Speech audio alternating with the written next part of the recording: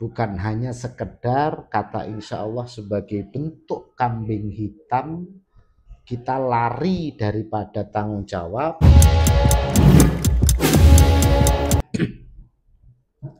Assalamualaikum warahmatullahi wabarakatuh. Hamdan wa syukran lillah, assalatu wassalamu ala rasulillah, la haula wa la quwata illa billah, amma ba'du. Teman-teman yang dirahmati Allah Subhanahu wa taala, dalam playlist YouTube Ngobrol Gayeng kali ini kita akan berbicara terkait dengan lafadz insya Allah.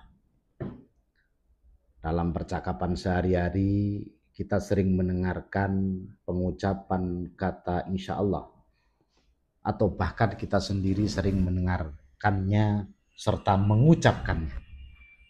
Biasanya kata itu diucapkan saat menjanjikan sesuatu, baik janji untuk hadir di suatu pertemuan atau janji untuk melaksanakan suatu pekerjaan. Ungkapan ini sebenarnya memiliki dasar yang kuat dalam Al-Quran.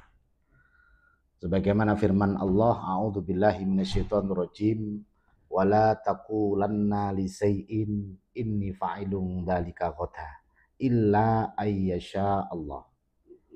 Dan janganlah engkau mengatakan tentang sesuatu, aku akan melakukannya besok, kecuali jika Allah menghendaki. Artinya ada pengucapan lafadz insya Allah. Ungkapan insya Allah dalam hal ini diartikan atau dimaknai jika Allah menghendaki. Ayat ini diturunkan ketika Nabi Muhammad SAW lupa mengucapkan insya Allah ketika berjanji kepada orang-orang Quraisy untuk menjawab pertanyaan mereka keesokan harinya. Maka Allah menegur beliau dan mengajarkan bahwa hendaknya seorang muslim tidak berjanji tentang masa depan tanpa menyandarkannya kepada kehendak Allah Subhanahu wa taala. Maka dalam ucapan insya Allah yang mengandung makna janji tersebut, tidak boleh kita secara sengaja untuk mengingkarinya. Meski begitu, kata ini sering dipakai begitu saja, tanpa menyesuaikan makna dan penggunaan yang seharusnya. Sehingga kata insya Allah kerap diucapkan untuk janji yang berpotensi untuk dilanggar, komitmen yang tidak teguh, atau harapan yang tidak pasti. Sehingga seolah-olah arti insya Allah itu adalah saya tidak janji. Akibatnya ketika seorang mengucapkan insya Allah, maka yang mendengar ucapan tersebut langsung menanggapi dengan negatif dan tidak bisa berharap utuh pada janji seorang yang mengucapkannya. Jika demikian, maka penyebutannya adalah salah kaprah alias kekeliruan yang sudah menjadi tradisi. Karena sebagian orang menyalahgunakannya kata insya Allah sebagai alasan untuk tidak menempati janji. Misalnya, insya Allah saya akan datang, tapi sebenarnya tidak ada niatan untuk datang. Hal ini tidak benar, bahkan bisa termasuk dalam kategori kemunafikan jika berjanji tanpa ada niat untuk menempatinya atau menepatinya. Imam Al-Auza'i rahimakumullah pernah mengatakan, al-wa'du biqauli insyaallah ma'idmari adamil fi'li nifaq. Berjanji dengan mengucapkan insyaallah sambil meniadakan niat dalam hati untuk melakukannya, ini adalah sebuah kemunafikan. Berjanji dengan mengucapkan insya Allah sambil meniadakan dalam hati untuk tidak melakukannya, ini adalah sebuah kemunafikan. Maka tentu mengingkari janji adalah bentuk nifaq, kemunafikan, walaupun disamarkan dengan perkataan insya Allah. Atau lafaz insya Allah itu dijadikan kambing hitam. Meski lebih sering kita jumpai hal-hal semacam ini, bukan berarti kemudian semua pengucap kata insya Allah itu adalah orang yang sudah berniat untuk mengingkarinya. Karena dalam pengucapan insya Allah tersebut mengandung adab atau tata krama bagi seorang muslim ketika setiap mau melakukan suatu perjanjian atau pekerjaan. Sebab di dalam niatnya ada sebuah keyakinan untuk bisa ditepati. Namun kita tetaplah manusia biasa yang mempunyai keterbatasan, meski sedetik, sejam, dan bahkan sehari kita tidak dapat menentukan apa yang akan terjadi di masa depan.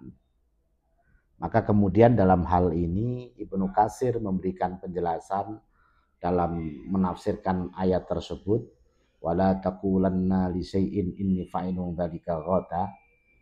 Beliau mengatakan, lalu bagaimana andai di dalam hati kita terdapat ketidakyakinan atau enggak yakin atau ragu. Semisal memang berbenturan dengan pekerjaan, rutinitas, atau alasan lain yang tidak memungkinkan untuk menepati janji tersebut. Maka seyogianya apabila kita sudah tidak yakin untuk bisa menepatinya, kita sampaikan saja alasannya dengan terus terang.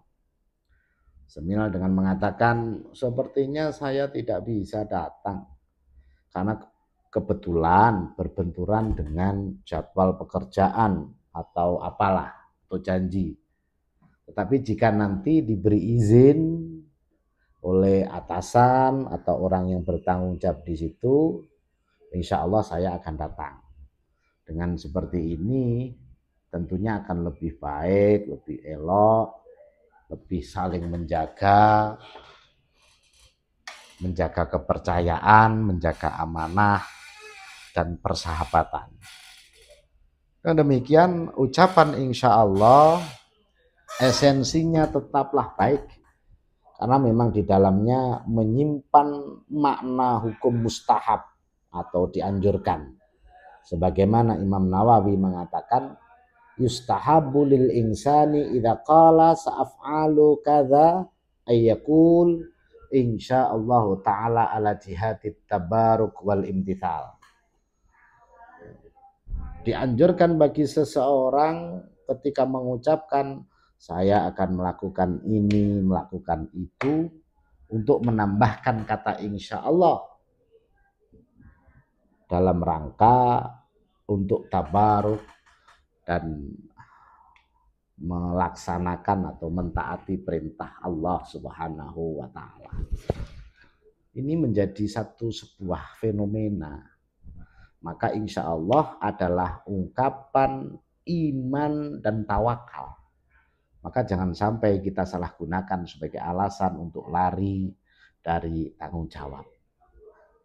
Karena di dalam insya Allah itu mengandung makna pengakuan atas keterbatasan manusia.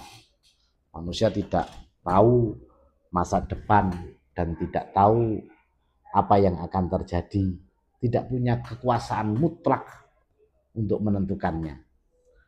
Bisa juga menghindari kesombongan. Ucapan aku pasti bisa tanpa menyebut insya Allah bisa jadi sebagai bentuk takabur kita. Atau mengajarkan lafaz insya Allah juga mengajarkan kepada kita tawakal. Setelah kita berusaha semaksimal mungkin, kemudian hasilnya kita serahkan kepada Allah Subhanahu wa Ta'ala.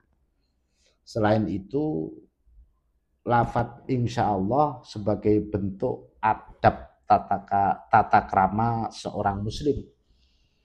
karena ini menjadi bagian daripada etika berbicara dan berniat dalam Islam. Para pemirsa yang dirahmati Allah, dari sini kemudian kita bisa mengambil sebuah pelajaran. Ketika kita mengamalkan lafaz insya Allah, di situ memang ada benar-benar kita punya niatan untuk melakukan itu atau menepati janji tersebut. Bukan hanya sekedar kata insya Allah sebagai bentuk kambing hitam, kita lari daripada tanggung jawab atau ingkar janji. Saya kira itu yang bisa kita sampaikan, semoga membawa barokah, manfaat. Wal afu minkum. Wassalamualaikum warahmatullahi wabarakatuh.